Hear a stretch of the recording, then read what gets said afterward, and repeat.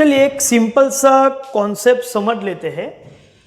आपको मैंने बताया कि एक्सपेक्टेड वैल्यू ऑफ एक्स का मतलब होता है मीन, यही मीन है।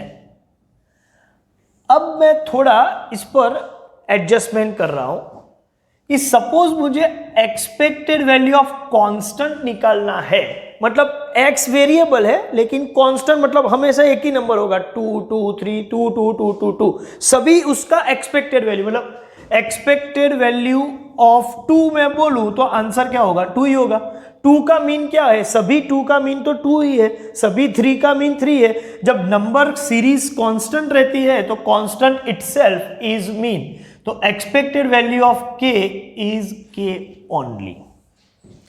अच्छा, सपोज मैं ऐसा लिखूं कि expected value of x plus y,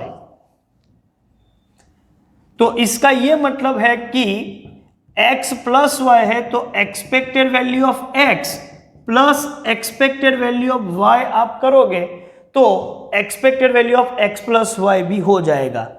okay, और ये माइनस हो तो माइनस से भी ये काम कर सकते हैं।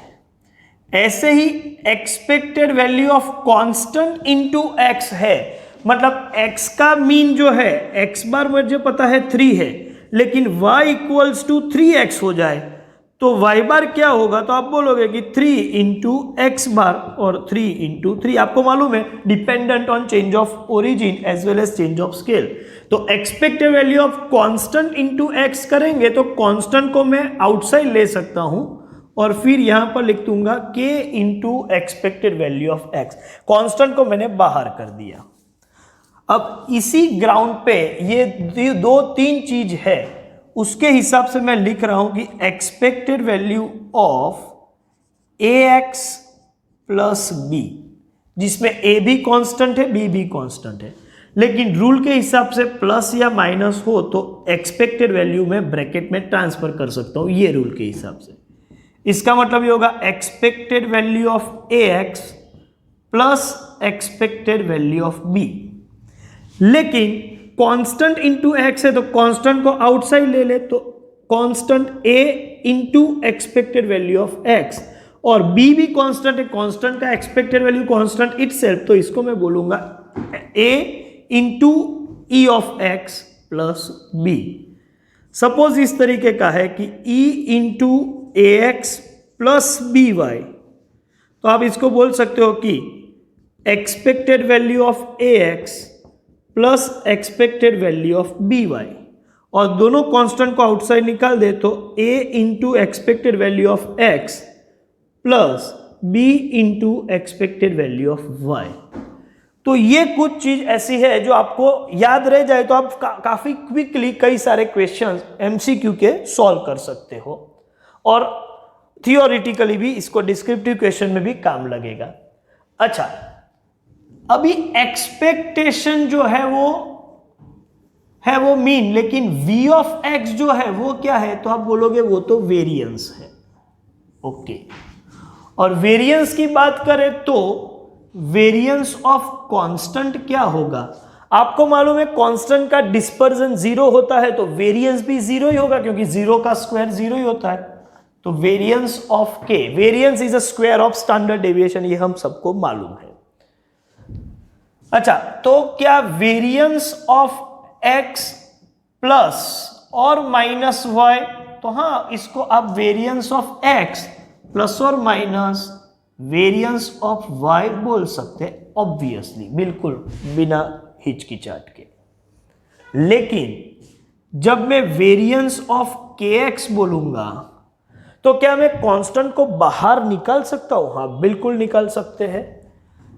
तो लेकिन जब वो बाहर निकलेगा तो ब्रैकेट से बाहर आ गया तो k का स्क्वायर हो जाएगा, क्योंकि वेरिएंस ऑफ kx है, तो जब ये बाहर आएगा तो इंडिपेंडेंट k जो है वो वेरिएंस मतलब स्क्वायर मोड में है, तो बाहर आएगा तो उसको स्क्वायर बाहर लेना पड़ेगा, तो वो हो जाएगा k square into variance of x।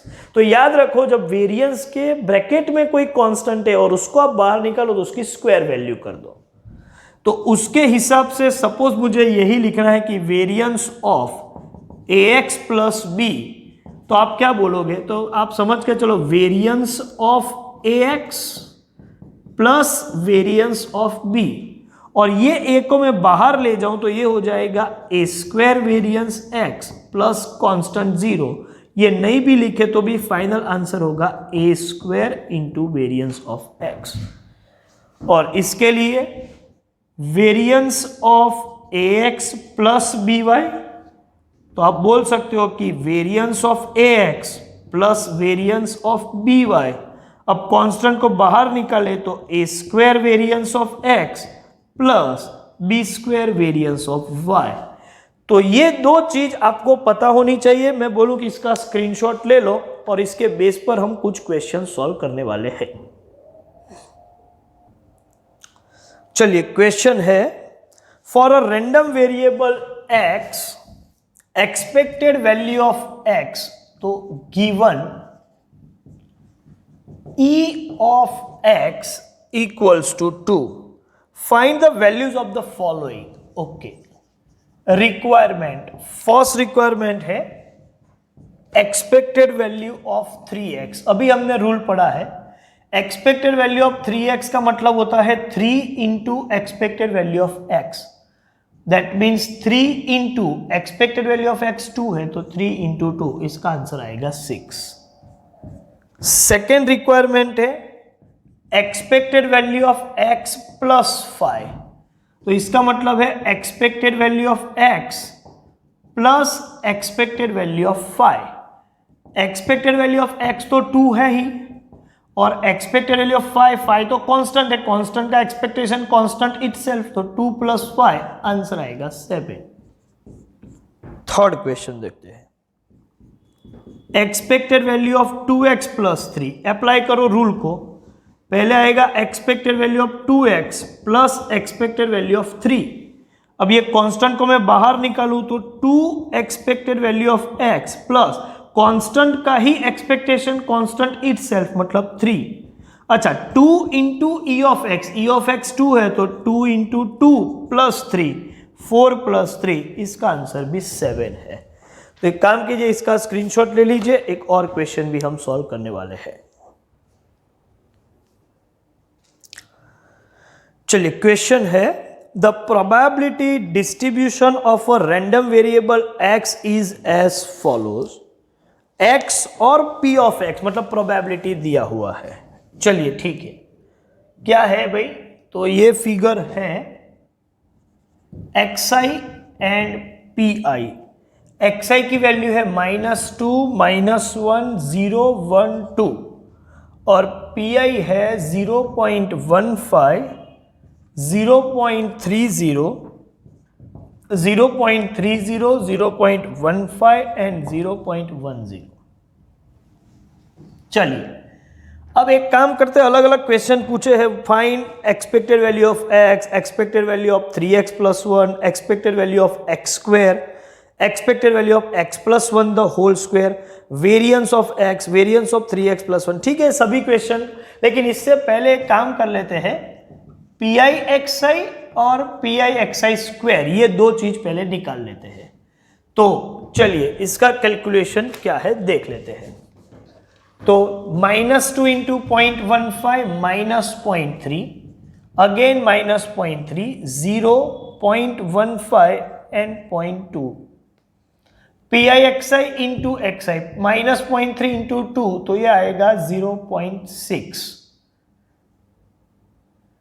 उसके बाद 0.3 इंटू -1, माइनस माइनस प्लस, तो ये 0.3 हो जाएगा। ये 0, ये 0.15 और ये 0.40। चलिए अब ये दो फिगर का तो मैं टोटल कर लूं, 0.2 प्लस 0.15 माइनस 0.3 माइनस 0.3, तो ये आ रहा है -0.25, और ये 0.4 प्लस 0.15 प्लस 0.3 प्लस 0.6, ये हो रहा है 1.45। अब जो भी क्वेश्चन है वो हम देखते हैं कि क्या क्या है। ये एक बार कैलकुलेशन हो गया, अब रिक्वायरमेंट पे चले जाते हैं।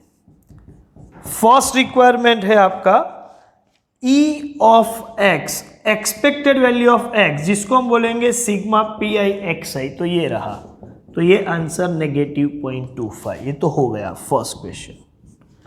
सेकेंड क्वेश्चन है एक्सपेक्टेड वैल्यू ऑफ 3x + 1। हम अपना टेक्निक यूज करेंगे। इसका मतलब है e of 3x + e of 1। अब ये 3 जो है उसको मैं बाहर निकाल सकता हूं, yes. 3e of x plus constant का एक्सपेक्टेड वैल्यू कॉन्स्टेंट इटसेल्फ, और 3 इंटू ई ऑफ x, ये रहा -0.25 + 1, तो ये होगा -0.75 + 1, तो ये आएगा +0.25। चलिए थर्ड रिक्वायरमेंट है expected value of x square.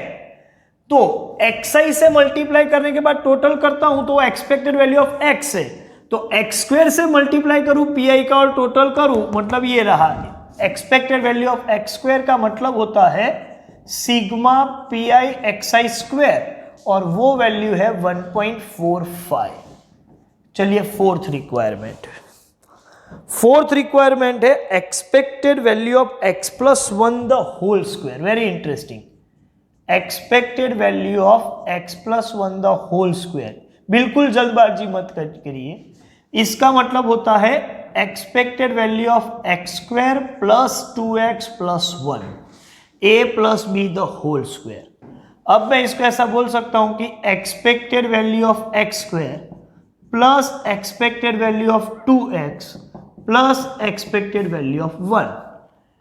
Expected value of x square यहीं पर हमने निकाल के रखा हुआ है 1.45, ये 2 बाहर निकल जाएगा तो 2 इंटू ई ऑफ x, और कांस्टेंट का एक्सपेक्टेशन कांस्टेंट इटसेल्फ।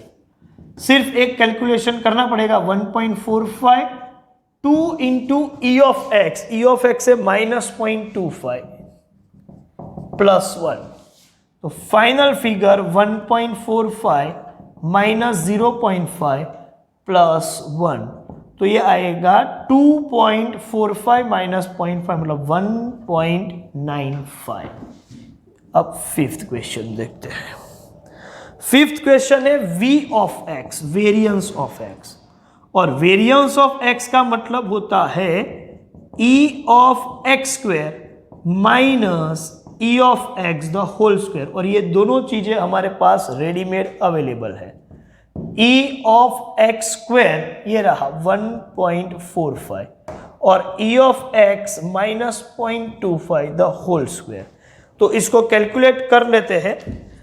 1.45 माइनस 0.25 का जब मैं स्क्वायर करूंगा तो वो आएगा 0.0625, और ये माइनस करो 1.45 में से, तो ये आएगा 1.3875। इसको ऐसे ही रखो, कोई चेंज करने की जरूरत नहीं है।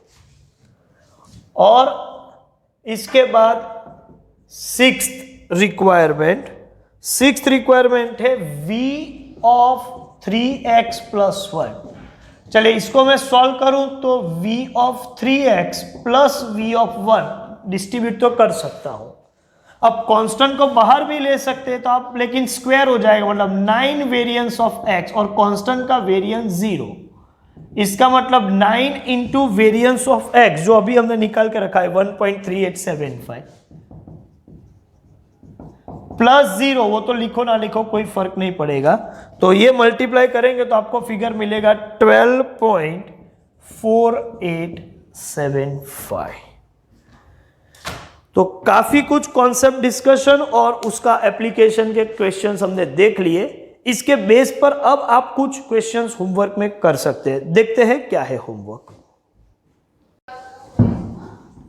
Homework will be 99 to 102, 99 to 102 आपका होमवर्क होगा।